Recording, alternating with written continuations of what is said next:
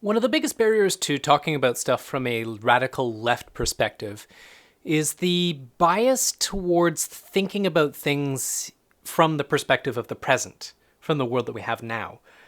There's a lot about the world that we presume is the way that it is. It just is the way that it is, that there's nothing being assumed here, but there's a lot that goes without saying. There's a lot that's built into our presumptions, built into our psychology, and we feel that it's natural, but it's actually a learned behavior.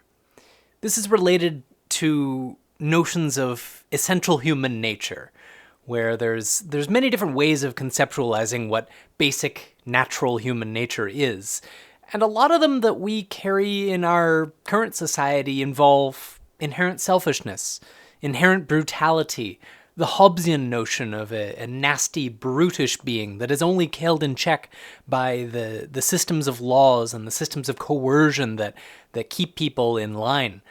But this model of human essential nature relies on the perspective of the present, of the people that have been built by the world that we currently have. It's not that every human being in every society in history and in the future will turn out exactly like this. It's that this is the kind of human being that our society creates.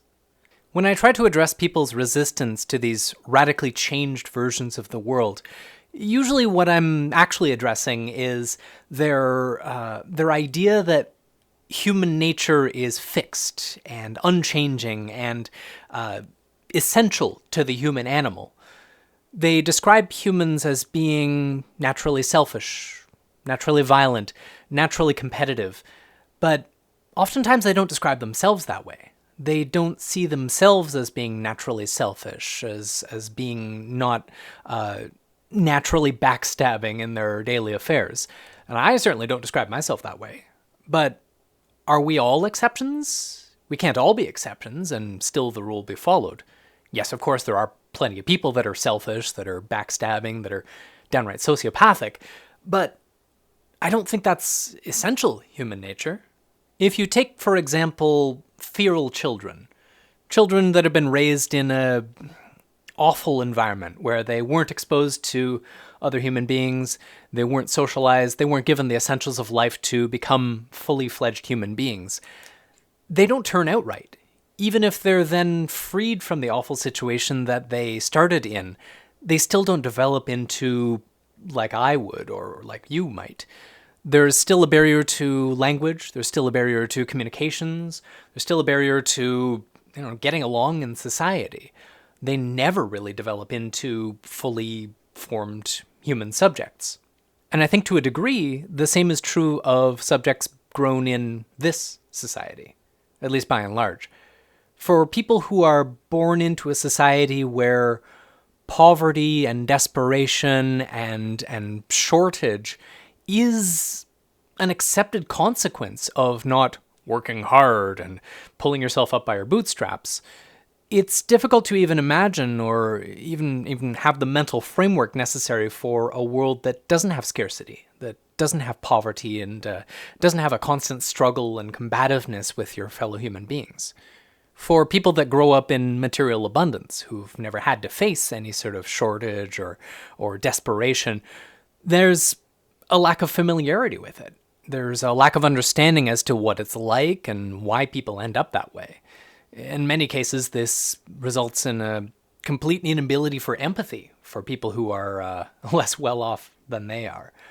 It could result in judgmentalism for judging people for being poor because they're lazy or stupid or some other attribute that discredits them and turns them into the blame for their own situation.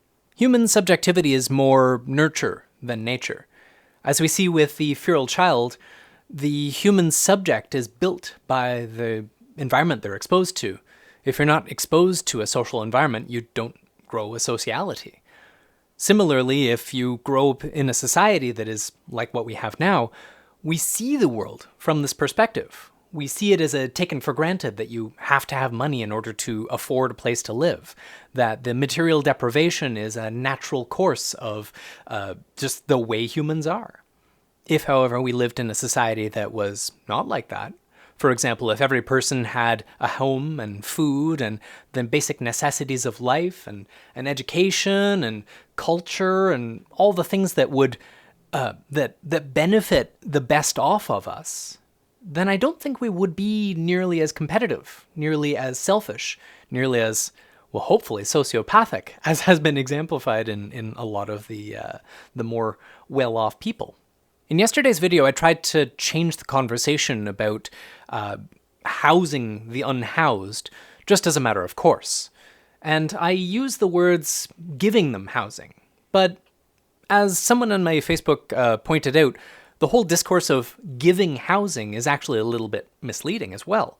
It's more like, currently in our society, it's intentionally depriving people of housing.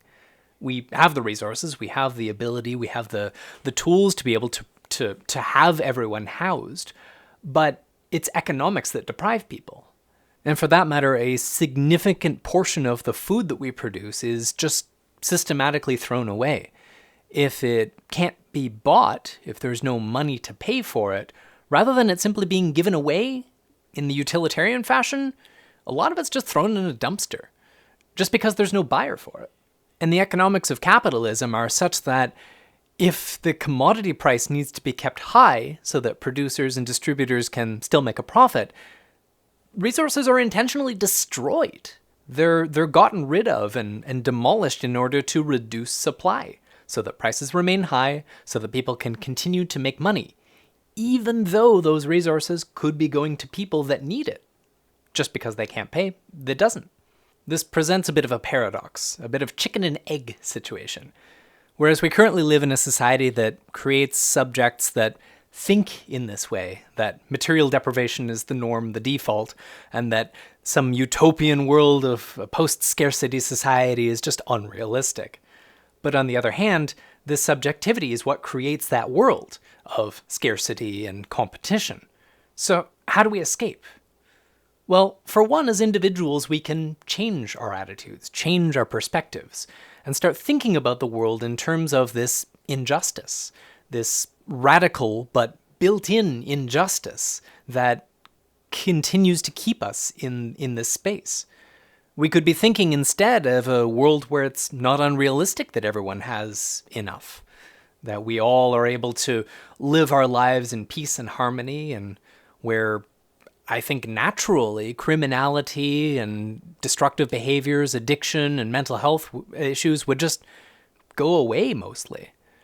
It's the desperation and the chaos and violence of a world where material deprivation is prevalent that generates a lot of those social problems. And if we made a world where that wasn't the case, I think we'd be a lot happier off in general. I'm often accused of being a radical utopian, somebody with no sense for realism, someone that's just a dreamer that just, well, how are we going to afford that? But that's just one of those assumptions. It's something that's baked into the psychology of the world that we currently live in. As soon as we get that psychology taken care of and out of our minds, I think we'd be better able to see and envision and imagine the way towards getting there. It's just by this lack of imagination that we're stuck where we are. There's this idea of realism, as Mark Fisher has deployed the term capitalist realism, where not only is capitalism the dominant form of government and of economic organization in the world right now, but also it's the natural, inevitable outcome of humans' progression as an endpoint to human evolution. But no, it's not a linear process. We don't advance to capitalism. We have created capitalism. It's our invention, and we can uninvent it if we want. We can move beyond it. Capitalism, yes, has raised a lot of people out of poverty, raised our standard of living, given us a lot of the things that we have today, but it's not an endpoint. We're not stuck with this because it got us where we are now. We can move beyond it. We should move beyond it. We can do better. Imagination is important. If we can think of a better world, if we can envision what it's like, We can work towards it. We can see what it's like, and we can choose policies and choose politicians that can move us towards it. Start thinking about it. Look at Star Trek. It's a radical utopia from our perspective. There's no money, there's no poverty, there's no real shortage in the 24th century. And we can do that. We might not have the magical technologies that they have. We don't have replicators yet. We don't have transporters or warp drives, but we do have the tools to be able to provide for every single human being on Earth. We could easily do so. And in fact, we could do so with harmony with nature. But we choose not to. There's a choice here. Anyway, let's work towards that. If you like my content, I do it daily, so feel free to subscribe to the channel and hit the like button right about here, and share it with anybody that might be interested. See you tomorrow.